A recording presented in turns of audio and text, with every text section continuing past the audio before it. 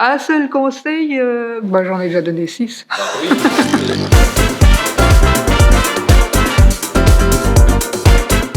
Voilà, moi je suis Kim Keukeler, donc je viens de Belgique. J'ai fait des études d'animation à Bruxelles. J'ai été surtout intéressée par le stop motion parce que j'aimais bien travailler avec les matières, avec le son, avec l'image, avec le volume. Et c'est ce qui m'a paru le plus ouvert comme métier, c'est-à-dire de faire du stop motion et de pouvoir toucher un peu encore à tout. J'ai pu travailler sur des films relativement intéressants tels que Chicken Run, Frankenweenie de Tim Burton, des films de Wes Anderson comme L'île aux chiens ou Mr. Fox. Et puis j'ai aussi travaillé sur des films plus locaux, donc français et productions européennes comme Ma vie de courgette, Interdit aux Italiens, Aux chiens et aux Italiens et d'autres films.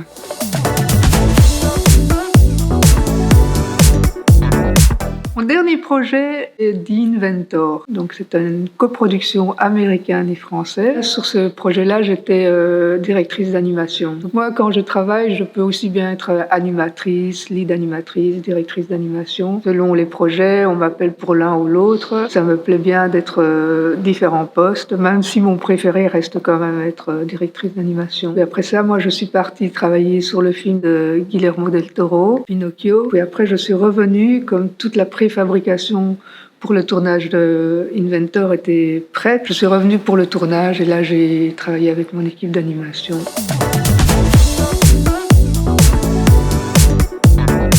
Mon travail commence déjà bien au début, en amont, quand on commence à penser les poupées, penser les décors. En fait, la fabrication des poupées change beaucoup l'animation.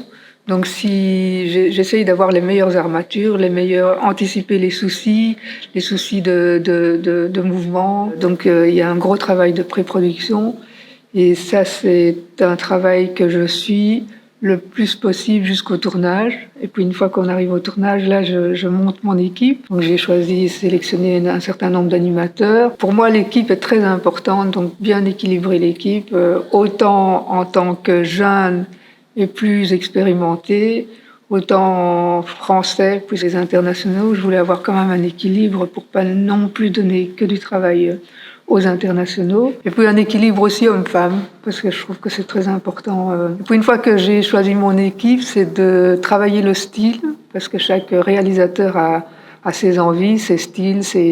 Donc Wes Anderson ne fera jamais la même chose que Jim Capobianco ou que Guillermo del Toro. Donc c'est vraiment avec le réalisateur bien réfléchir au style et essayer de comprendre ce que le réalisateur veut pour le transmettre aux animateurs et pour qu'il y ait une cohérence et un style et que ce soit à l'image de ce que le réalisateur a en tête. Parfois aussi, ce qu'il y a, c'est que les réalisateurs ne savent pas toujours expliquer exactement ce qu'ils veulent.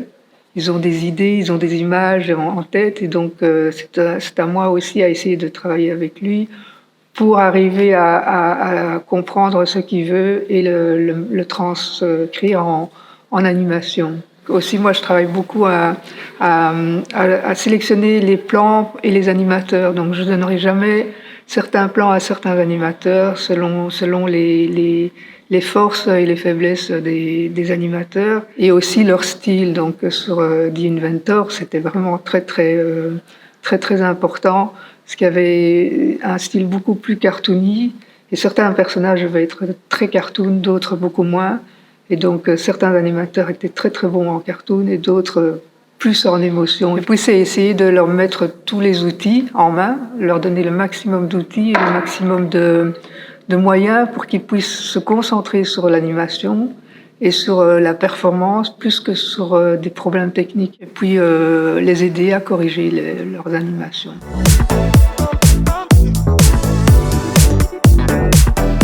Ce qui me plaît le plus dans mon travail de directrice d'animation, c'est le travail avec les animateurs, le travail avec les gens, le travail humain en fait. Mais je ne sépare pas l'humain du professionnel. Je pense que ça c'est vraiment très important.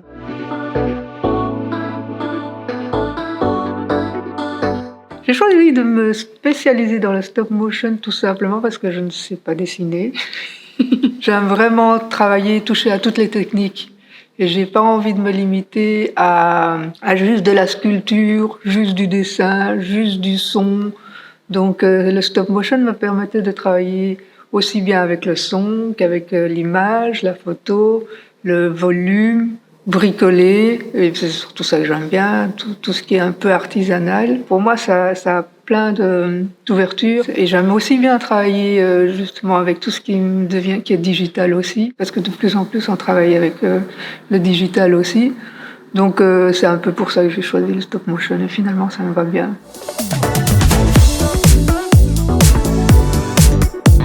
En fait, dans le stop motion, on anime image par image et dans l'avancée dans le temps.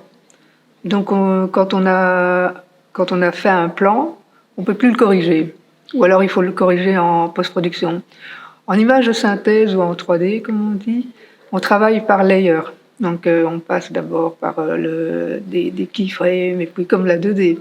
Et puis après des pauses intermédiaires, et on peut revenir à chaque fois sur des étapes précédentes. En stop motion, ce qu'il y a, c'est que tant au niveau animation qu'au niveau décor et poupée, tout ce qui est fait, une fois qu'il est au tournage, il y a peu de choses qu'on peut changer. Par exemple, tout simplement, sur un plateau, on a une scène de salon, de table avec 5 chaises.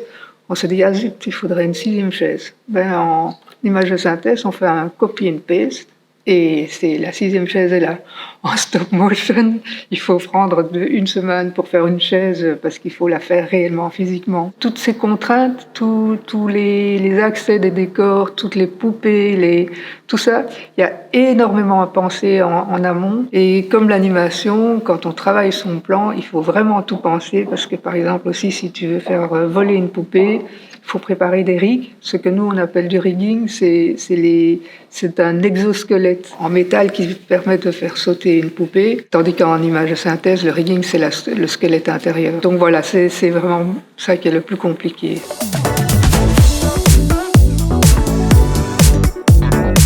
C'est un peu de fil en aiguille. Enfin, ça, c'est une anecdote que je dis toujours. Moi, j'ai postulé, je pense, 4 fois sur Chicken Run, quand ils étaient en train de tourner Chicken Run. Et je revenais chaque fois à la charge avec un CV, avec des nouvelles images et des nouveaux plans à montrer. Et c'est à la fin que finalement, ils en avaient marre.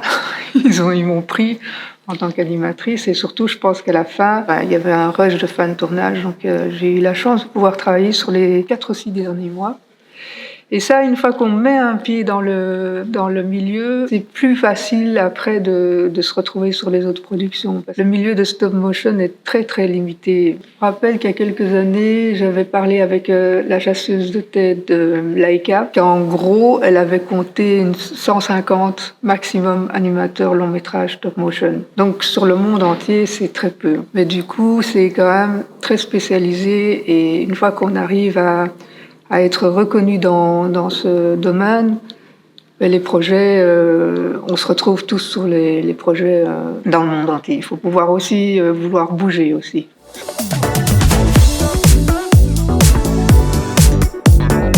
J'aime autant les deux en fait. Je suis vraiment contente de pouvoir travailler sur les deux formats, ou tous les formats, donc ça change beaucoup d'une production à l'autre quand on a 60 millions ou quand on en a 6. Et les grosses productions, c'est des grosses machines, donc il y a genre 500 personnes.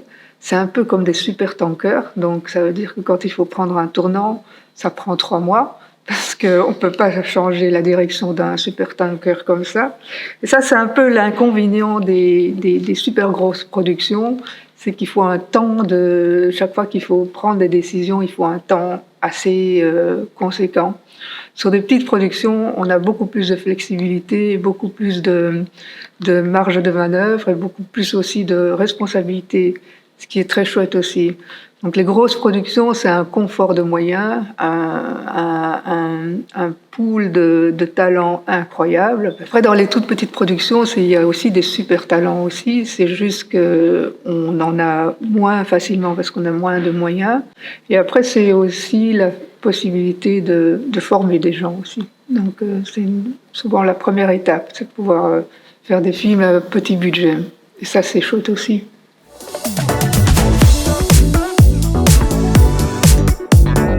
Moi, je crois que les compétences indispensables de toute façon pour tout le monde, mais je crois que c'est dans la vie, c'est d'être curieux et d'être aussi ouvert. Quand on est animateur, on travaille pour des réalisateurs. On ne travaille pas pour faire son film à soi. Donc en tant qu'animateur, c'est sûr qu'il faut pouvoir être à l'écoute.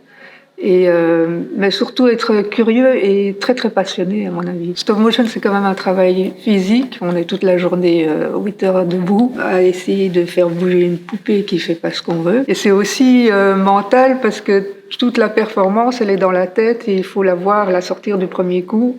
Il n'y a pas vraiment, bon, il y a des répétitions et tout ça, mais il n'y a pas de, ok, je vais tweaker un petit peu ce petit morceau-là, je vais relever le bras par là. C'est une concentration énorme, donc je crois qu'il faut être passionné.